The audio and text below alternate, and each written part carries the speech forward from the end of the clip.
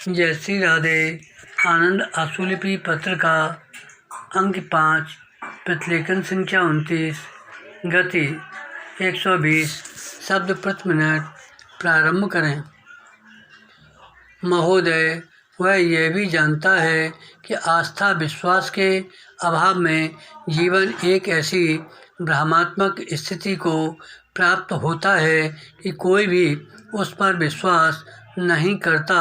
इन सब परिस्थितियों के कारण सुसंस्कृत मनुष्य वास्तव में पूर्ण धार्मिक विश्वास पूर्ण अविश्वास के बीच में स्थित रहकर अपना जीवन व्यतीत करता है।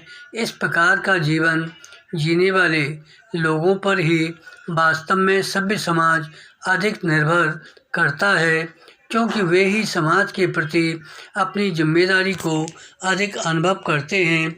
इसके विपरीत संकीर्ण धार्मिक प्रवृत्ति के लोग अपने धार्मिक विश्वास को समाज के मुकाबले अधिक महत्व देते हैं और पूर्ण अविश्वास का जीवन बिताने वाले अपने व्यक्तिगत हित और लाभ के लिए समाज नैतिक मूल्यों की बलि लगाने से भी हिचकते नहीं।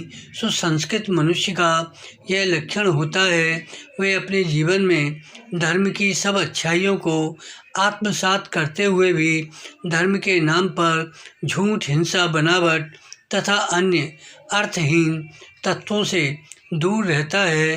पैरा यह बिना अंधविश्वास के भी संसार के गूढ़ रहस्य के पीछे किसी सत्ता का होना स्वीकार कर लेता है, परंतु इसके साथ यह नैतिक और मानवीय मूल्यों को सर्वोच्च प्राथमिकता देता है।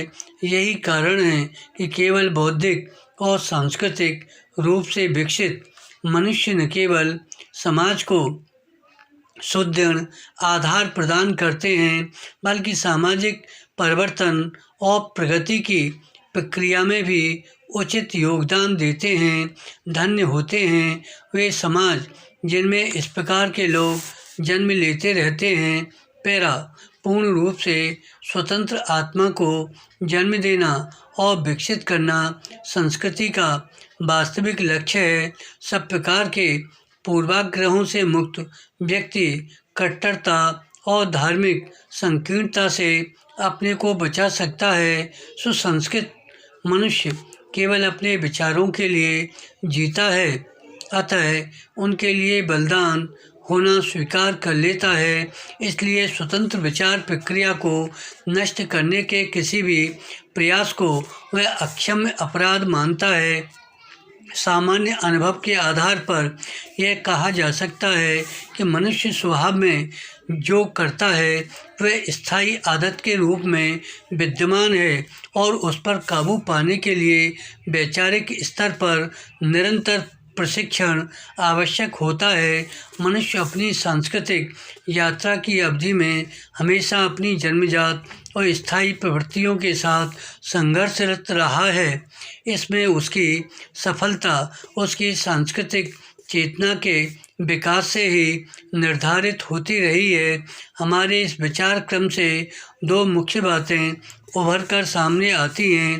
पहली बात यह है कि धर्म ने अज्ञात की ओर सम्मुख बाह्य अंतरिक्ष के उस स्थल को साफ और खुला छोड़ दिया है, जिसकी ओर मनुष्य अपनी व्यक्तिगत खिड़की से झांक कर देख सकता है। यह एकदम अलग बात है कि वह स्थल उसको साफ दिख सकता है।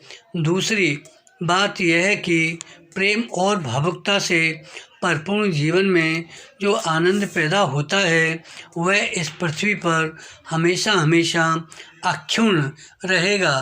धन्यवाद।